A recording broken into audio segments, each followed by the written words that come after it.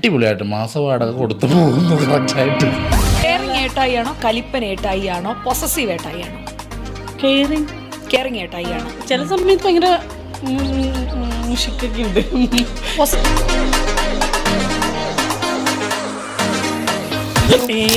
Pickup ഒക്കെ ഇപ്പഴല്ലേ, pickup എന്താന്ന് ഇപ്പഴ എന്ന് എപ്പോഴെങ്കിലും ഒന്ന് പിൻവലിച്ചിട്ടുണ്ടോ ചേട്ടനെ? ഇല്ല. ചേച്ചി അതിന് ഫുൾ എനർജി പറയണ 2 പെഗ് കഴിയുമ്പോൾ 3ാമത്തെ കഴിക്കണ്ടെന്ന് പറയും. കാരണം അതിന്റെ നേരെ ഉൾട്ടാ വേർഷൻ. അതാണ്, അപ്പല്ലേ അഭിനയിക്കാൻ പറ്റുള്ളൂ. പക്ഷെ ഇപ്പൊ 5ാം ക്ലാസ് പഠിക്കുന്ന കുട്ടിക്ക് 10ാം ക്ലാസ്സിൽ അറിവുണ്ട്. സ്കിബിഡി എനിക്കറിയില്ല. മലയാള സിനിമയിൽ ഇപ്പം പൊളിറ്റിക്കൽ ഒരു കാലം കൂടിയാണല്ലോ. ഇപ്പം പലവരും പൊളിറ്റിക്സിലേക്ക് ഇറങ്ങുന്നു. കുറച്ച് വകുപ്പുകൾ പറയാം. മലയാള സിനിമയിൽ നിന്ന് ഈ വകുപ്പ് കൈകാര്യം ചെയ്യാൻ ഇവരാണ് പ്രാപ്തരെന്ന് സാധിച്ചേണ്ടത്. ആഭ്യന്തരം മമ്മൂക്ക, ആഭ്യന്തരം പൊളിക്കും. ഇന്നാള് ടൂറിസം വകുപ്പ് ചെയ്താൽ കുറച്ച് ഭംഗിയാവും എന്ന് തോന്നിയ ചേച്ചിക്ക് ഒരു താരം. ഒരുപാട് പോയിട്ടുള്ള അവന് കാര്യങ്ങൾ കറക്റ്റായിട്ട് ചെയ്യാൻ പറ്റും. ഭക്ഷ്യ വകുപ്പ് ഇന്നയാളുടെ കയ്യിൽ ഭദ്രമാണെന്ന് തോന്നുന്ന ഒരു താരം അബു സലീം. ഉറക്കമില്ല എനിക്ക്. ഞങ്ങളിപ്പോഴും റേഷനരി കഴിക്കും. ചത്ത് കളയേണ്ട അവസ്ഥ വരെ ഉണ്ടായിരുന്നു. ജീവിതത്തിൽ ഏറ്റവും മിസ് ചെയ്യുന്ന ഒരു കാര്യം അത് ഇത്രേ ഉള്ളൂ. എൻ്റെ അമ്മ, എൻ്റെ അച്ഛൻ, ഇയാളുടെ അമ്മ, ഇതാണ് മിസ് ചെയ്യുന്നത്. അമ്മയുടെ മടി തല വെച്ച് കിടക്കുമ്പോഴേ എല്ലാവർക്കും നമുക്ക് സന്തോഷം സമാധാനം കിട്ടും അല്ലേ. എന്തോ ഒരു 100 വിഷയമായിട്ട് നേരെ എന്നിട്ട് അമ്മയുടെ മടി തല വെച്ച് കിടന്നു, അമ്മ കൈയെടുത്ത് തടവുമ്പോൾ നമുക്കൊരു സുഖം കിട്ടും. സുഖമല്ല, ഇതൊന്നും അല്ലടാ മോന്, പ്രശ്നമല്ലെന്ന്. ഞാൻ അഭിനയിച്ച പടമാണെങ്കിൽ ഇതല്ല, ഞാൻ അഭിനയിക്കാത്ത പടമാണെങ്കിൽ ഞാൻ കേട്ടിട്ടുള്ള വെച്ചിട്ട് മണിച്ചേട്ടൻ അങ്ങനത്തെ ഒരു റേഞ്ചാ. മണിച്ചേട്ടൻ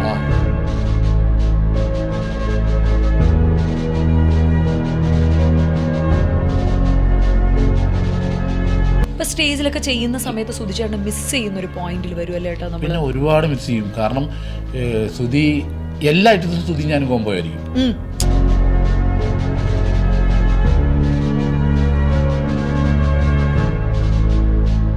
ഇന്ന് എന്നോടൊപ്പം ജോയിൻ ചെയ്യുന്നത് പേരിൽ മാത്രമേ പാഷാണമുള്ളൂ, ജീവിതത്തിൽ ഏറ്റവും ഞാൻ കണ്ടതിൽ ഏറ്റവും നന്മയുള്ള ആളാണ് എൻ്റെ സാവിച്ചേട്ടൻ. സാവിച്ചേട്ടാ, ആഫ്റ്റർ സോ ലോങ്, സത്യം കേട്ടോ, ഇത്രയും എനിക്ക് ഓവർ നന്മ എന്നൊക്കെ പറയുന്നത് ഇതാണ്. ഈ നന്മയുടെ സ്വരൂപമാണ് എൻ്റെ മുന്നിലിരിക്കുന്നത്.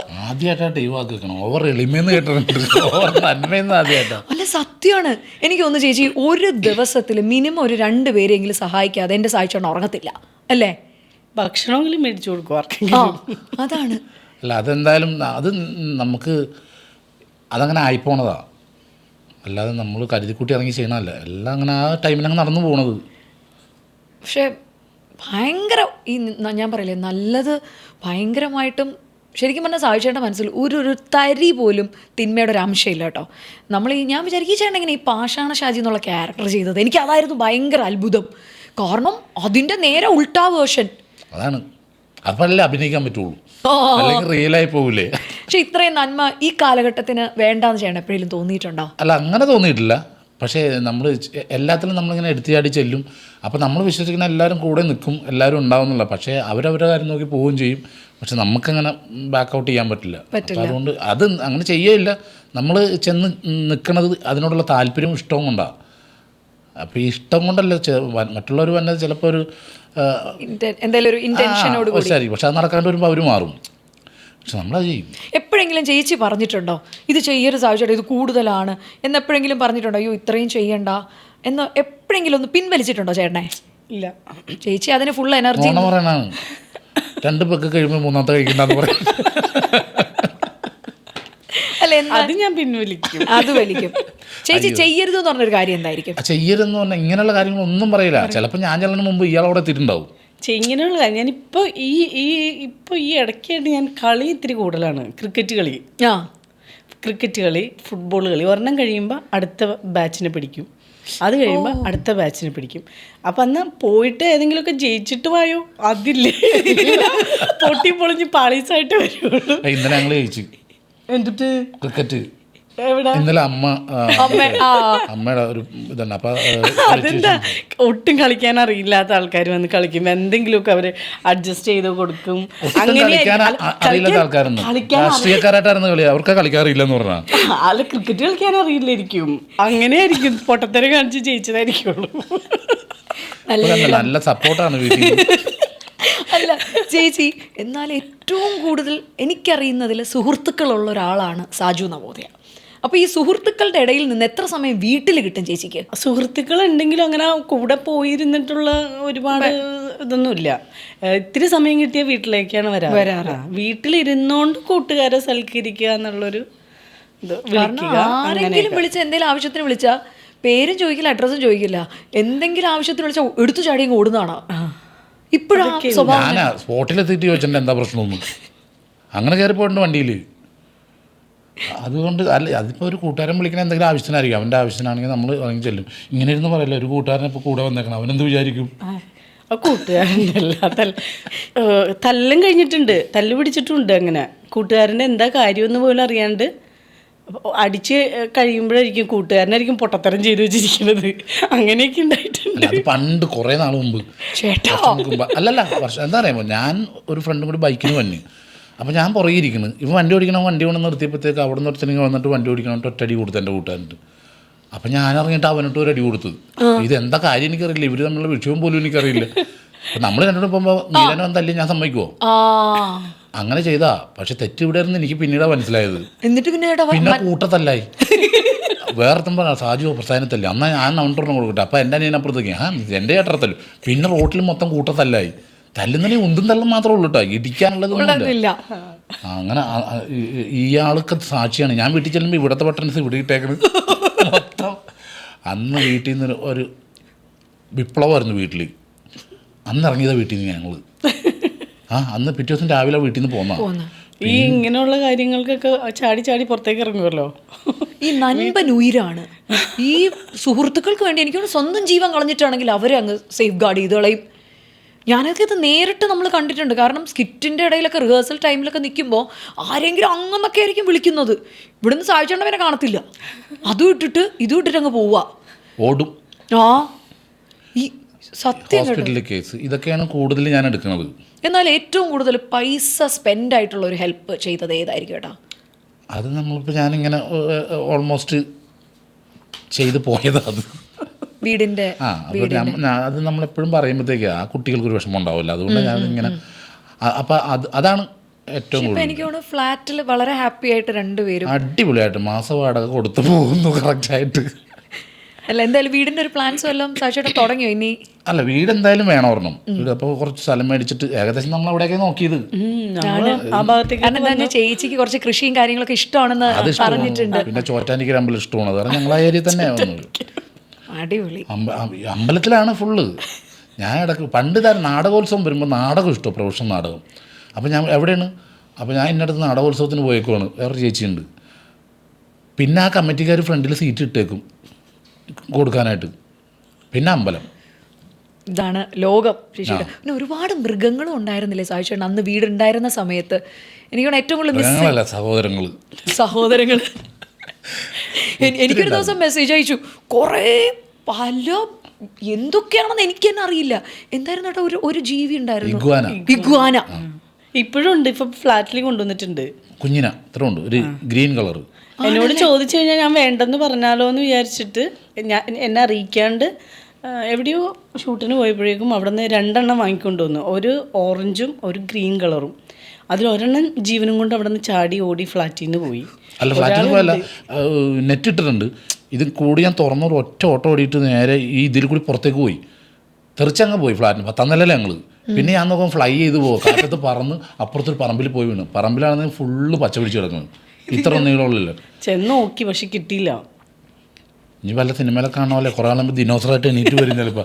ഇത് താഴ്ത്താണെങ്കിൽ നിരങ്ങി വന്ന് കയറി 10ാം ഫ്ലോറിൽ എങ്ങനെ ലിഫ്റ്റൊക്കെ നോക്കി ഇത് കയറി വരാൻ പറ്റുമോ? ഞാൻ എന്തെങ്കിലും അങ്ങനെ വാങ്ങണമെന്ന് എനിക്ക് തോന്നിക്കഴിഞ്ഞാൽ ഞാൻ വാങ്ങും. അത് ഫ്ലാറ്റായാലും എന്തായാലും വാങ്ങും. അത് സമ്മതിക്കുകയും ചെയ്യും കേട്ടോ. വീട്ടിൽ ഞാൻ പിന്നെ പുനരിപ്പിച്ച് എല്ലാം സെറ്റ് ആയിക്കോളൂ. ഇതെങ്ങനെ ഇത്ര ഈ നന്മയുള്ള ഞങ്ങളുടെ സാക്ഷിയാണ് എങ്ങനെ കിട്ടി ചേച്ചി? അത് പറ. എവിടെ നിന്ന് കണ്ടു കിട്ടി എൻ്റെ ഈ മുതലിനെ? ഈ മുതലിനൊന്നും കണ്ടിട്ടില്ല. എന്നാലും എങ്ങനെ ഈ ഇവിടെ കൂടി ഒരു വരയെങ്കിലും വരച്ചിട്ടുണ്ട്. അങ്ങനെ കിട്ടിയതായിരിക്കും. പ്രണയമായിരുന്നില്ലേ സാക്ഷിയുടെ? പ്രണയം എന്ന് പറഞ്ഞാൽ ആകെ 3 മാസം വരുന്നു. അതിലെത്ര ശനി ഞായറുണ്ട്. എന്നോട് പറഞ്ഞ കുറച്ചൊക്കെ അറേഞ്ച്ഡ് ഒക്കെ ഉണ്ടായിരുന്നു. കുറച്ചെന്താ അറേഞ്ച്? അല്ല, പ്രേമിച്ചിട്ട് ഞങ്ങൾ ഒളിച്ചോടി. അവിടെ ചെന്ന് കഴിഞ്ഞപ്പോഴത്തേക്ക് അവിടെ എല്ലാവരും കൂടി പിറ്റേ ദിവസം ഞങ്ങളെ കൊണ്ട് രജിസ്റ്റർ മാരേജ് ചെയ്യിച്ചു. അത് കഴിഞ്ഞിട്ട് പിന്നെ വീട്ടുകാർ വന്ന് സംസാരിച്ച് ഒരു ഡേറ്റ് ഫിക്സ് ചെയ്തിട്ട് കല്യാണം നടത്തി. കല്യാണം കഴിഞ്ഞിട്ട് പിന്നെ ഞങ്ങൾ ഗുരുവായൂർ വെച്ച് ഒന്നോടെ താലി കെട്ടി. അതാണ് ഈ രണ്ടാം കല്യാണം കഴിച്ചു എന്ന് പറഞ്ഞിട്ട് എവിടാ അത് നമ്മൾ ഷൂട്ട് ചെയ്തത്. സോഷ്യൽ മീഡിയയിൽ മൊത്തം സാജു നവോദയുടെ രണ്ടാം കല്യാണം കഴിഞ്ഞു. ഞാൻ നോക്കുമ്പോ ചേച്ചി തന്നെ. അപ്പൊ ഞാൻ പിന്നെ എന്താ പ്രശ്നം ഇതില്, ചേച്ചീനെ കെട്ടുന്നതിനെന്താ? പ്രോഗ്രാമിന് വേണ്ടിയായിരുന്നു. അതെ അതെ, പ്രോഗ്രാമിന് വേണ്ടി കെട്ടിയ. ആഗ്രഹം ചോദിച്ചു, എന്താ ആഗ്രഹമുള്ളതെന്ന് ചോദിച്ചു. അപ്പോൾ പറഞ്ഞു എനിക്ക് ഇങ്ങനെ ഒരു ആഗ്രഹമുണ്ട്. അപ്പോൾ അത് അവർ നടത്തി തന്നു. അത് കഴിഞ്ഞ് ഞങ്ങൾ റൂമിൽ എത്ര പഠിച്ചു ചാനൽ മൊത്തമായി. ചേട്ടൻ വിളിച്ചു, നീ എന്ത് പണിയൊക്കെ കാണിച്ചു? ഞാൻ ആ പെണ്ണിന്റെ മുഖം നോക്കാം, അത് ബ്ലർ ചെയ്തിട്ടേക്ക് അവിടെ മറ്റേ ഇതൊക്കെ വെച്ചേക്കോ, ഹാർട്ടൊക്കെ വെച്ചിട്ട് എൻ്റെ മുഖമില്ല. അതിനു മുമ്പ് വേറൊരു പരിപാടി ഇങ്ങനെ കിട്ടി. നമ്മളവിടെ ഇത് ചെയ്തില്ല, എന്താണ് ഒരു പ്രോഗ്രാം, ഞങ്ങൾ ഓണത്തിന് പ്രോഗ്രാം ചെയ്യണം. എന്നിട്ടാണ് ഓണോപ്പേരി. ഇതിനകത്തൊരു ഫിലിപ്പീൻ പെണ്ണെ ഞാൻ കെട്ടണുണ്ടായിരുന്നു. അപ്പം ഞാൻ ആ കെട്ടണ ബൊക്കെയായിട്ട് ഇങ്ങനെ ഫോട്ടോ ഇയാൾക്ക് അയച്ചു കൊടുത്തു. ഇയാളതെടുത്തിട്ട് ഹാപ്പി മാരീഡ് ലൈഫ് എന്ന് എഴുതി എനിക്ക് തന്നു. ഞാനതെടുത്തിട്ട് ഇൻസ്റ്റയിൽ പോസ്റ്റ് ചെയ്തത്. എൻ്റെ പൊന്നോ, അപ്പോൾ തുടങ്ങി പാഷാൻ ഷാജി വീണ്ടും കേട്ടി. ഇവനൊക്കെ എന്തു ആവുമല്ലോ തുടങ്ങി അടിയിൽ.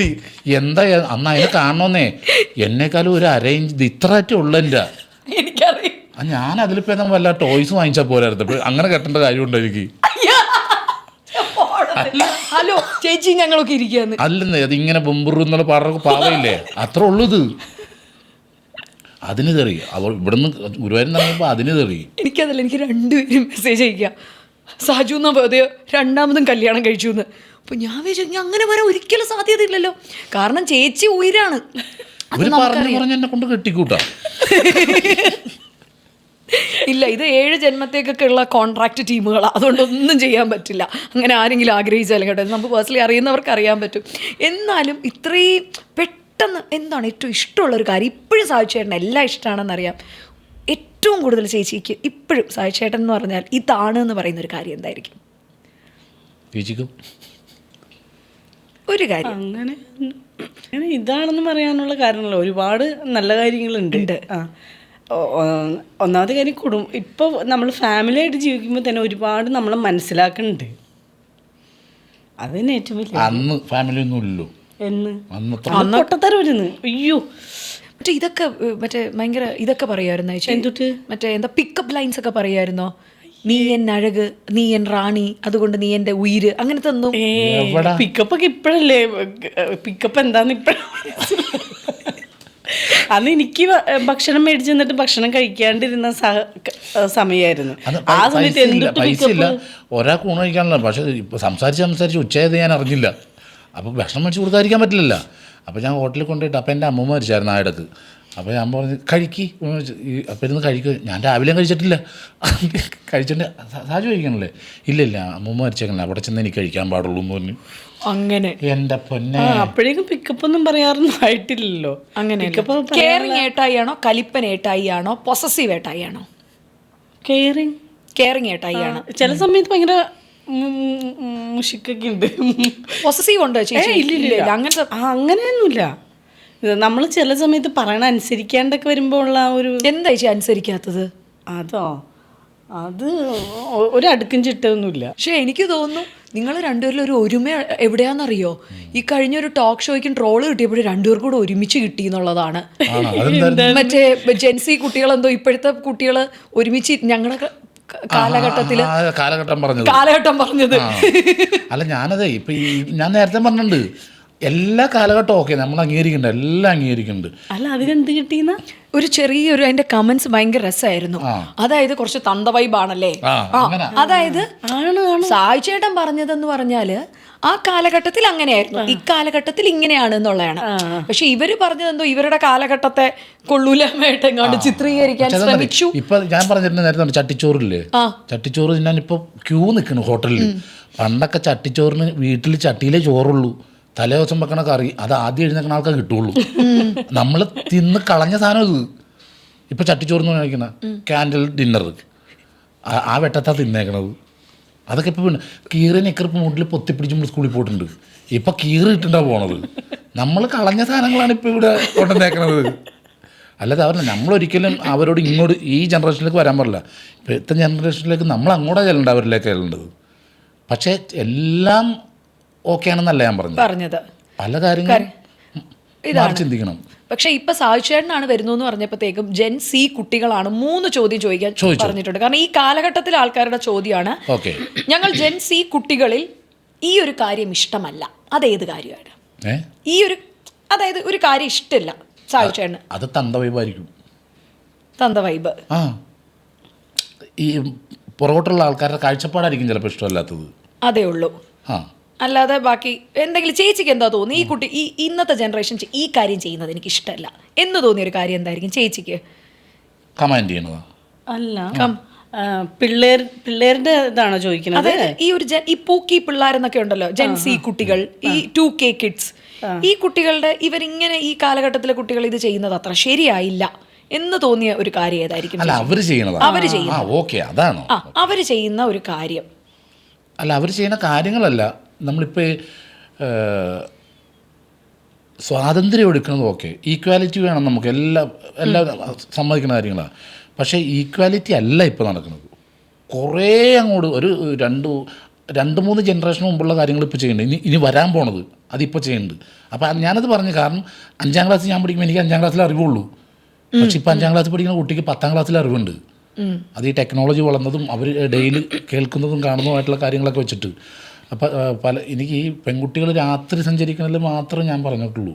അതധികം താല്പര്യമല്ല, അത് അവരുടെ സേഫ്റ്റിക്ക് വേണ്ടി ഞാൻ പറഞ്ഞത്. പക്ഷെ അതിനെയാണ് കുറെ പെൺകുട്ടികൾ പറഞ്ഞത്, അതെന്താ പെൺകുട്ടികൾക്ക് രാത്രി സഞ്ചരിച്ചാൽ? രാത്രി എന്ന് പറഞ്ഞാൽ ഈ വെളുക്കിനെ വരെ നമ്മൾ ഈ ഷോയെ കഴിഞ്ഞിട്ട് വരുമ്പോഴൊക്കെ വെളുപ്പിനൊക്കെയല്ലേ വന്നത്, അപ്പം കാണുന്ന കാര്യങ്ങളാണ് ഞാൻ പറഞ്ഞത്. അതുപോലെ അവർ സ്മോക്ക് ചെയ്യുന്നതിന് സാഹചര്യം പറഞ്ഞു. പണ്ടൊക്കെ ആണെങ്കിൽ ആണുങ്ങളാണെങ്കിൽ ആരെങ്കിലും സ്മോക്ക് ചെയ്യണ്ടെന്നല്ല പറഞ്ഞത്. നമ്മൾ ഒരാൾ നമ്മളിപ്പോൾ ഒരു കുട്ടി വന്നു കഴിഞ്ഞിട്ട് ഞാൻ സ്മോക്ക് ചെയ്യുന്ന ആളാണെങ്കിൽ നമ്മളത് മാറ്റി വെക്കും. മാറ്റി വെച്ചിട്ട് അല്ലെങ്കിൽ ഒരു പാരൻസിന് കുട്ടി നിൽക്കുകയാണെങ്കിൽ ഇയാൾ ഞാൻ പറയാം കുട്ടി അങ്ങോട്ട് മാറ്റിട്ടാന്ന് നമ്മൾ പറയും. ഒരു ലേഡീസ് വന്നാൽ തന്നെ നമ്മളത് മാറ്റി വെക്കും. ഞാൻ അത് കണ്ടില്ലെന്നാണ് പറഞ്ഞത്. അങ്ങനത്തെ ഒരു കാര്യമാണ് ജെൻസി കുട്ടികൾ ഉപയോഗിക്കണമെന്ന് നമുക്കൊന്നും പറയാൻ പറ്റില്ലല്ലോ. ഇത് ഇറക്കിയേക്കണത് ഉപയോഗിക്കാൻ വേണ്ടിയല്ലേ, അതിലൊന്നും ഞാൻ തെറ്റ് പറയാനില്ല. പക്ഷേ ഈ പറയണത് നമ്മൾ എല്ലാത്തിനും നമുക്ക് ഒരു മര്യാദ എല്ലാത്തിനും വേണം എന്നാണ്. ഇനി 3 വാക്ക് പറയാം, അതെന്താണെന്ന് സായിച്ചേട്ടൻ പറയണം എന്നാണ് ജെൻസി കുട്ടികൾ പറയുന്നത്. സ്കിബിഡി. എനിക്കറിയില്ല ചേച്ചി, സ്കിബിഡി അറിയില്ല. ഞങ്ങളുടെ ഒരു നാടകം ചെയ്തിട്ടുണ്ടായിരുന്നു. ആ നാടകത്തിൽ ഇങ്ങനെ ഒരു ഇതുണ്ടായിരുന്നു, പൂക്കി സ്കിബിഡി ഇത് പറയണത്. അപ്പോൾ ആ സമയത്ത് ഇങ്ങനെ പറഞ്ഞു തന്നു, അതിനിതാണ് പറയണേന്ന് പറഞ്ഞു. പക്ഷേ ഈ പറഞ്ഞ പോലെ തന്ത വൈബും തള്ള വൈബൊക്കെ ആയതുകൊണ്ടായിരിക്കണം അതൊന്നും തലയിലേക്ക് കയറിയിട്ടില്ല. നല്ല സ്കിബിഡി എന്നുള്ള വാക്ക് കേൾക്കുമ്പോൾ സാധിച്ചിട്ടുണ്ട്, നല്ല വാക്കാണോ ചീത്ത വാക്കാണോ എന്തെങ്കിലും തോന്നുന്നുണ്ടോ? അത് മോശമായിട്ടുള്ള വാക്കായിട്ട് എനിക്ക് തോന്നിയിട്ടില്ല. ഓക്കെ, സില്ലി എന്നാണ് അതിന്റെ അർത്ഥം. വിയേർഡ്. എനിക്ക് എൻ്റെ ഏറ്റവും കൂടുതൽ സന്തോഷം കിട്ടുന്നത് എവിടെ നിന്നറിയാമോ? എൻ്റെ അമ്മയുടെ മടി തല വെച്ച് കിടക്കുമ്പോഴേ എല്ലാവർക്കും നമുക്ക് സന്തോഷം സമാധാനം കിട്ടണം അല്ലേ. എന്തോ ഒരു 100 വിഷയമായിട്ട് നേരെ എന്നിട്ട് അമ്മയുടെ മടി തല വെച്ച് കിടന്നു, അമ്മ കൈയെടുത്ത് തടവുമ്പോൾ നമുക്കൊരു സുഖം കിട്ടും. സുഖമല്ല, ഇതൊന്നും അല്ലടാ മോനെ, പ്രശ്നമല്ലെന്ന്. അതിപ്പോൾ വൈഫിൻ്റെ അടുത്താണെങ്കിൽ അമ്മയില്ലെങ്കിൽ നമ്മൾ വൈഫ് അതുപോലെയൊക്കെ നമ്മൾ കെയർ ചെയ്യും. അങ്ങനെ ഒരു റിലേഷൻഷിപ്പ്, അങ്ങനത്തെ ഒരു ഫാമിലിയാണ് എനിക്കിഷ്ടം. എൻ്റെ വ്യക്തിപരമായിട്ടുള്ള അഭിപ്രായം. കുറേ ബന്ധുക്കൾ ഇവരൊക്കെയാണ്, അവരുടെ ആവശ്യങ്ങൾക്കില്ല, അവരുടെ പ്രശ്നങ്ങളിൽ ഇടപെടുക, ഇതൊക്കെയാണ്. അടുത്ത വീട്ടിലൊരു ചേട്ടന് നമ്മൾ അങ്ങനെ ഒരു ജീവിതം കൊണ്ടുപോകുമ്പോൾ എന്താണെന്നറിയാമോ, നമ്മളെല്ലാവരോടും സംസാരിക്കുകയും പെരുമാറുകയൊക്കെ ചെയ്യുമ്പോൾ ഇപ്പം മീരായിട്ട് എന്തെങ്കിലും ഒരു പ്രശ്നം ഉണ്ടെങ്കിൽ എനിക്ക് അറിയാൻ പറ്റും, പെട്ടെന്ന് അതിലിടപെടാൻ പറ്റും. അല്ലാതെ നമ്മൾ ബലവും പിടിച്ച് ഞങ്ങൾക്ക് കുറച്ച് ഏരിയ ഉണ്ട് ഞങ്ങൾ അവിടെ ഉള്ളെന്ന് പറഞ്ഞാൽ മനസ്സിലായി. ഇനി 3ാമത്തെ ഇതേ ഉള്ളൂ, ചേട്ടനൊരു റിസ് ഉണ്ട് എന്ന് പറഞ്ഞാൽ എന്താണ്? ഈ റിസ് എന്താണെന്ന് എപ്പോഴെങ്കിലും കേട്ടിട്ടുണ്ടോ? ജെൻസി കുട്ടികൾ സുലഭമായിട്ട് ഉപയോഗിക്കുന്ന ചേട്ടൻ ആ റിസ് ഉണ്ട്. ഞാൻ 80 കിഡ്സ് അല്ലല്ലോ, ജെൻസി അല്ലല്ലോ, ഞാൻ തന്ത വൈബാ പറഞ്ഞതാ. റിസ് അതൊന്നുമില്ല കേട്ടോ, ഓറ. ആ ഒരു കാണുമ്പോൾ ഒരു ഭയങ്കര ഭംഗി, ഒരു നമ്മൾ അട്രാക്ട് ചെയ്യുന്ന ഒരു ഭംഗിയുണ്ട് എന്നാണ് അതിൻ്റെ അർത്ഥം. It's A nice word. Okay, ഇത്രയുള്ള അവരുടെ ചോദ്യം. ഇനി ചോദിക്കാനുള്ള 90s വസന്തത്തിൻ്റെ ചോദ്യമാണ്, വേറൊന്നുമില്ല. മലയാള സിനിമയിൽ ഇപ്പം പൊളിറ്റിക്കൽ ഒരു കാലം കൂടിയാണല്ലോ, ഇപ്പം പലവരും പൊളിറ്റിക്സിലേക്ക് ഇറങ്ങുന്നു. കുറച്ച് വകുപ്പുകൾ പറയാം. മലയാള സിനിമയിൽ നിന്ന് ഈ വകുപ്പ് കൈകാര്യം ചെയ്യാൻ ഇവരാണ് പ്രാപ്തരെന്ന് സാധിച്ചേണ്ട തോന്നിയത്. ഇപ്പൊ നാട്ടിൽ ഇനി ഇറങ്ങി നടക്കാൻ പറ്റില്ല. ഇനിയിപ്പോൾ അടുത്ത ചോദ്യം പിന്നെ സിനിമയിൽ നിന്ന് എങ്ങനെ പുറത്താക്കാന്നുള്ളത്. അയ്യോ ഇല്ല, ഓക്കെ പോരട്ടെ. ഓക്കെ, ഇനി ആഭ്യന്തരം. ഇന്ന താരം ചെയ്താൽ ആഭ്യന്തരം പൊളിക്കും എന്ന് തോന്നിയ ഒരു താരം, അവരുടെ ഒരു നമ്മളിതൊരു വളരെ ഫണ്ണി ആയിട്ട് ഒരു ഇമാജിനേഷനേ ഉള്ളൂ. അവരുടെ ഒരു മൊത്തത്തിൽ ഒരു നടപ്പും എടുപ്പും. അതൊക്കെ മമ്മൂക്ക ആഭ്യന്തരം പൊളിക്കും. ബാക്കി ചേച്ചി പറഞ്ഞെ, എനിക്കുള്ള ഞാൻ പറഞ്ഞു. ടൂറിസം, ചേച്ചി ടൂറിസം വകുപ്പാണ്. ടൂറിസം എന്ന് പറയുമ്പോൾ അറിയാമല്ലോ, നമുക്ക് ഈ ഭയങ്കരമായിട്ടും നമ്മുടെ കേരളത്തിൻ്റെ ഒരു പവർ എലമെൻറ്റും കൂടെയാണ് ടൂറിസം. ഇന്നാൾ ടൂറിസം വകുപ്പ് ചെയ്താൽ കുറച്ച് ഭംഗിയാവും എന്ന് തോന്നിയ ചേച്ചിക്ക് ഒരു താരം? പിഷാരടി. അവനാകുമ്പോൾ കാര്യങ്ങൾ, അവൻ വേൾഡ് ടൂർ ഒരുപാട് പോയിട്ടുള്ള, അവന് കാര്യങ്ങൾ കറക്റ്റായിട്ട് ചെയ്യാൻ പറ്റും ടൂറിസം ആണെങ്കിൽ. ഓക്കെ, ഇനി ഭക്ഷ്യവകുപ്പ്. ഭക്ഷ്യവകുപ്പ് ഇന്നയാളുടെ കയ്യിൽ ഭദ്രമാണെന്ന് തോന്നുന്ന ഒരു താരം? അബു സലീം. അബു സലീം. അബു സലീമൊക്കെ കറക്റ്റായിരിക്കും. കാരണം ഞങ്ങൾ അമർ അക്ബറിൻ്റെ ഷൂട്ട് നടക്കുമ്പോൾ എല്ലാ ദിവസവും പറയും, അത് നമുക്ക് പുറത്തു പോയിട്ട് ബീഫ് തിന്നാം. ബീഫിൻ്റെ ആൾക്കാരെ ഞങ്ങൾ രണ്ടുപേരും അങ്ങനെ ചേട്ടാ നമുക്ക് അതൊക്കെ നമുക്ക് അടുത്ത ദിവസം പോകാം. അപ്പോൾ ഈ കഴിയുമ്പോൾ ബീഫ് തീരുന്ന സമയം 3 മണിയൊക്കെ ആകുമ്പോൾ ബ്രേക്ക് പറഞ്ഞാൽ നമുക്ക് കിട്ടില്ല. ഒരു ദിവസം 12 ബ്രേക്ക് പറഞ്ഞ്. അപ്പോൾ ഇന്ന് നമ്മൾ പോകുന്നു, കൊച്ചി പോയി ബീഫ് അടിക്കുന്നു എന്നൊക്കെ പറഞ്ഞു. അത് ഒരു ബീഫ് തിന്നാന്നല്ല, 1.5 കിലോ 2 കിലോ തിന്നാന്നായി പറയണത്. അങ്ങനെ ഞങ്ങൾ രണ്ടുപേരും വണ്ടിക്ക് നേരെ പോകണു. ഒരു കോളനിയുടെ ഉള്ളിലല്ലേ അമർ അക്ബർ ഷൂട്ട് നടക്കണം. അവിടെ നിന്ന് തിരിഞ്ഞ് വരുമ്പോൾ ഒരു ഇക്ക അവിടെ നിന്ന് ഒരു തൊപ്പിയൊക്കെ വെച്ചിട്ട്, അപ്പോൾ സലീം അബൂക്ക വണ്ടി ഗ്ലാസ് എടുത്തിട്ട്, ഇക്ക ഇവിടെ അടുത്തെവിടെ നല്ല ബീഫ് കിട്ടണ കടാ, ഞാൻ എൻ്റെ വീട്ടിൽ നിന്നാണ് തിന്നാറ്, ഞാൻ കടയിലൊന്നും പോയി തിന്നാറില്ല, പോ അന്വേഷിക്കാൻ. പുള്ളി എനിക്ക് പറഞ്ഞാൽ വീട്ടിൽ ചമ്മന്തിയായിട്ട് വഴക്കിട്ട് വന്നാന്ന് തോന്നുന്നു. ഊടുപാട് ചീത്ത അട്ടങ്ങ പോയി. അപ്പം ഇക്കന്നെ നോക്കിട്ട്, ഞാൻ പുള്ളിയുടെ ഇറച്ചിയല്ലല്ലോ ചോദിച്ചത്, ഇതിന് മാത്രം ചൂടാവാനെന്ന്. അപ്പം അതുകൊണ്ട് ഭക്ഷ്യവകുപ്പും അബു സലീം ആണെങ്കിൽ. ഇനി വിദ്യാഭ്യാസം. വിദ്യാഭ്യാസം. വിദ്യാഭ്യാസം ആരുടെ കയ്യിലായിരിക്കും? കുറച്ച് കാണാൻ അത് എൻ്റെ കയ്യിലായിരിക്കും കറക്റ്റ്. അത് ചെയ്താൽ ഞാനായിരിക്കും. കാരണം ഞങ്ങൾ പഠിക്കുന്ന സമയത്ത് തന്നെ എനിക്ക് 10ാം ക്ലാസ് വരെ പഠിച്ചപ്പോഴത്തേക്ക് എല്ലാ ക്ലാസ്സുകളും കൂടെ കൂട്ടിയിട്ടാണ് ഇംഗ്ലീഷിന് 10 മാർക്ക് കിട്ടിയത്. എല്ലാം കൂടെ കൂട്ടറായിരുന്നു. അപ്പം ഞങ്ങളിങ്ങനെ പഠിച്ചിരിക്കുന്ന സമയത്ത് പരീക്ഷ എഴുതുമ്പോൾ ഞാനൊക്കെ വെണ്ടക്കക്ഷരത്തിൽ എഴുതണം. അത് കാരണം 3 പേപ്പറെങ്കിലും മേടിച്ചില്ല, ടീച്ചർ വഴക്ക് പറയും. അപ്പോൾ അതുകൊണ്ട് അങ്ങനെ എഴുതിയിട്ട് ഞാനൊക്കെ കൊടുക്കുന്നത്. അപ്പോൾ ഞങ്ങളുടെ കൂടെ പഠിക്കുന്ന ഒരുത്തുണ്ട്, മിടുക്കനാവും പഠിക്കാൻ. Teacher paper. അപ്പോൾ ടീച്ചർ കൊണ്ടുവന്ന് പേപ്പർ കൊടുക്കും, അത് എഴുതി 5 മിനിറ്റ് ടീച്ചർ പേപ്പർ, വീണ്ടും കൊണ്ടുവന്ന് പേര് 10-15 പേപ്പർ മേടിച്ച് എഴുതുക. അപ്പം ഞാനിവനെ നോക്കണ്ട, ദൈവമേ ഇവന് കിട്ടിയ ക്വസ്റ്റ്യൻ പേപ്പർ അല്ലേ എനിക്ക് കിട്ടിയത്. അവസാനം പേപ്പർ കൊണ്ടുവന്ന് ടീച്ചർ ക്ലാസ്സിൽ എല്ലാവർക്കും തരുക. അപ്പം എന്നെ കിട്ടിയിട്ട് ഇതായിരിക്കുന്നു അങ്ങനെ കൊണ്ടുവന്നെ. മാർക്കൊന്നും നോക്കണ്ട, അത് നമുക്കറിയാതെ. എല്ലാവർക്കും കൊടുത്തു കഴിഞ്ഞിട്ട് ടീച്ചർ വെച്ച്, ഇനി ആർക്കെങ്കിലും പേപ്പർ കിട്ടണ്ട. അപ്പം മറ്റേ ടീച്ചർ എനിക്ക് കിട്ടിയില്ല. ടീച്ചർ മറ്റേ എനിക്ക് എൻ്റെ ഭർത്താവിൻ്റെയും കൊച്ചുങ്ങളുടെയും കാര്യം നോക്കണം. അവൻ എഴുതി വെച്ചാൽ കോപ്പ് 3 മാർക്കാണ് 15 പേപ്പർ എഴുതിയിട്ടേ. ഭയങ്കര എഴുത്തുകാരൻ. അപ്പം ടീച്ചർ മനസ്സിലാക്കണ്ട, ഞങ്ങളൊക്കെ ഭയങ്കര ഭാഗ്യം ചെയ്ത കുട്ടികൾ. കാരണം 3 പേപ്പറിൽ ഞാൻ എന്താ കഥ വരെ എഴുതിയിട്ടുണ്ട് പ്രീ ഡിഗ്രി പഠിക്കുമ്പോൾ. എനിക്ക് താല്പര്യമോ ഇല്ലാത്ത വിഷയമാണ് പരീക്ഷ മൊത്തത്തിൽ. ഞാൻ അവിടെ നിന്ന് എഴുതിക്കൊണ്ടിരിക്കുമ്പോൾ ഏതെങ്കിലും ക്ലാസ്സിൽ പിള്ളേർ ഇറങ്ങിയിട്ടുണ്ടെന്ന് പറഞ്ഞാൽ ആദ്യം ഇറങ്ങി വഴക്ക് പറയുമല്ലോ. അത് ആരെങ്കിലും ഇറങ്ങി കഴിഞ്ഞാൽ അപ്പം കഴിഞ്ഞു ടീച്ചറെ, എന്നിട്ട് ഞാൻ പോകും. എന്നിട്ട് റിസൾട്ട് നോക്കാനൊന്നും പോകില്ല. പിന്നെ അച്ഛനോടുള്ള ബന്ധമൊക്കെ കൊണ്ടിട്ട് എന്നെ ജയിപ്പിച്ച് വിടണമെന്ന് ഒരേ ക്ലാസ്സിൽ. പ്രീ ഡിഗ്രിക്ക് പരീക്ഷ എഴുതിയിട്ടുണ്ട്. ഞാൻ ക്ലാസ്സിലൊന്നും കയറില്ലായിരുന്നല്ലോ, മിമിക്രി മറുപടി നടക്കുക. അപ്പോൾ ആദ്യമേ നന്നായിട്ട് പഠിക്കുന്ന കുട്ടികൾക്കൊക്കെ ആവറേജ് മാർക്ക്, എനിക്ക് എല്ലാത്തിനും A ഉണ്ടായിരുന്നു. അപ്പോൾ എല്ലാവരും ഹാപ്പി ആയിരുന്നുണ്ട്. എല്ലാ ആബ്സെൻറ്റിൻ്റെ ഒറ്റ പരീക്ഷ ഞാൻ എഴുതിയില്ല. സത്യമായിട്ട് ഞാൻ എഴുതിയില്ല പരീക്ഷ. ഇന്ത്യൻ ഹിസ്റ്ററി പഠിപ്പിക്കുന്ന ഒരു ടീച്ചർ ഉണ്ടായിരുന്നു. എന്നിട്ട് എന്നെ വിളിച്ചിട്ട് ചോദിച്ചു, നീ സ്റ്റൈഫൻഡ് മേടിക്കാൻ മാത്രമായിട്ട് വന്നല്ലേടാ, ഉപ്പുമാവിന് വരുന്നല്ലേ എന്ന് ചോദിക്കുന്നല്ലേ. എനിക്കിഷ്ടമല്ല വിദ്യാഭ്യാസ സാഹചര്യം. അതെൻ്റെ കിട്ടിയ ഭംഗിയായിരിക്കും. കാരണം ഇത് നമുക്ക് കിട്ടാത്തവർക്ക് അതിൻ്റെ വില മനസ്സിലാവുള്ളൂ. അപ്പം അതുകൊണ്ട് പൊളിക്കും. ഇനി ഒറ്റ ഇതും ഞാൻ ചിലതുകൊണ്ട് മനസ്സുകൊണ്ടൊക്കെ ചിരിക്കാറുണ്ട് ഓരോരോ കാര്യങ്ങൾ ചെയ്യുമ്പോൾ. അത് നമുക്ക് പബ്ലിക്കായിട്ട് പറയാൻ പറ്റില്ല. പക്ഷേ ഇങ്ങനെയൊക്കെ ആണെങ്കിലും ഒരു സായിപ്പ മദാമ്മ എൻ്റെ മുമ്പിൽ വന്ന ചോദിച്ചു നോക്ക് എങ്ങനെയാന്ന്. ഇംഗ്ലീഷ് കാര്യമായിട്ട് കൈകാര്യം ചെയ്യുമോ ചേച്ചി? ആണല്ലേ, ഗംഭീരമായിട്ട് പറയും. ഓ അതെ, അതൊരു കഴിവാണ്. പൊട്ടത്തിലുണ്ടെങ്കിലും പറയും. ആ ഒരു ധൈര്യം, അത് ഏത് ഭാഷയാണ് അവർക്ക് മനസ്സിലാവോ ചേച്ചി ഈ പറയുന്നത്? ഓ പിന്നെ ഒരു 3 മാസം മുന്നേ ആണെന്ന് തോന്നുന്നു നമ്മൾ ദുബായി പോയിട്ട് തിരിച്ച് ഇങ്ങോട്ട് ഫ്ലൈറ്റിൽ വന്നപ്പോഴത്തേക്കും കൂടെ ഒരു മലയാളിയാണ്, പക്ഷെ അവർ കംപ്ലീറ്റ് ഇംഗ്ലീഷ് സംസാരിച്ചു. ഞാൻ ഈ നമ്മൾ വിൻഡോസ് അവിടെ ഇരിക്കുവാണ്, ഇവർ രണ്ടുപേരും അപ്പുറം ഭയങ്കര സംസാരം രണ്ടുപേരും കൂടെ. ഞാനിട്ട് ഇതെന്തുട്ടി പറയണ രണ്ടുപേരും കൂടെ. ചേട്ടായി പറയണേ ഈ പുള്ളിക്ക് മനസ്സിലാവണ്ട, അതിന് മനസ്സിലായി. രണ്ടുപേരും അങ്ങോട്ടും പക്ഷെ രണ്ടുപേരും അങ്ങോട്ടും അവർ സംസാരിക്കുന്നതിന് കറക്റ്റായിട്ട് ഇങ്ങനെ ഞാൻ ചേട്ടാ ഇപ്പം എങ്ങനെ പഠിക്കണേന്ന്. പക്ഷെ എന്നെക്കാളും നന്നായിട്ട് സംസാരിക്കും. തെറ്റാണെങ്കിലും ഒരു ചമ്മലല്ല ഞാൻ പറഞ്ഞ തെറ്റിപ്പോവും, അങ്ങനെയില്ല. അതിപ്പോൾ തമിഴാണെങ്കിലും അതേ അങ്ങനെ തന്നെയാ, മലയാളം ആണെങ്കിലും അങ്ങനെ തന്നെയാ, കാണുന്ന സിനിമ അത് തന്നെ. കന്നഡ എന്തുട്ടാ നമുക്ക് മനസ്സിലാവാത്ത ഞാനും മലയാള സിനിമ ഇനിയിപ്പോൾ അതിനെന്നെ ഒന്നും പറഞ്ഞേക്കല്ലേ, ഞാനങ്ങനെ പടങ്ങൾ കാണില്ല, തിയേറ്ററിൽ പോയി കാണും പടം. യൂട്യൂബിൽ ഫുള്ള് ഇതായിരിക്കുള്ളൂ, ഹൊറർ പടങ്ങളായിരിക്കും ഫുള്ള്. കഴുത്ത് കട്ടിയണതും എന്തോ അതും ഇതും ഒക്കെ ആയിട്ട്. അണ്ട് കഴിഞ്ഞ ദിവസം എന്താ പറഞ്ഞാൽ, ചേട്ടാ അതൊക്കെ നിർത്തി വെച്ചിട്ട് ഒരു അല്പസമയം എന്നോട് നല്ല ഭാഷയിൽ സംസാരിക്കുക, മനസ്സൊന്ന് ക്ലിയർ ആവട്ടെ എന്ന്. ഏതൊരു പടം കണ്ടത് ദിലീപ് ഞങ്ങള് ഒരുമിച്ചിരുന്ന് കാണുവാണ്. അപ്പൊ ടി വിയിൽ ഇങ്ങനെ കാണിച്ചപ്പം ഒരു സിനിമയിൽ ഇങ്ങനെ തല കീഴായി കെട്ടിത്തൂക്കി ഇട്ടിട്ട് ജയിലറല്ലേ ഫസ്റ്റ് ഞാൻ ആ സിനിമയിൽ കണ്ടാലും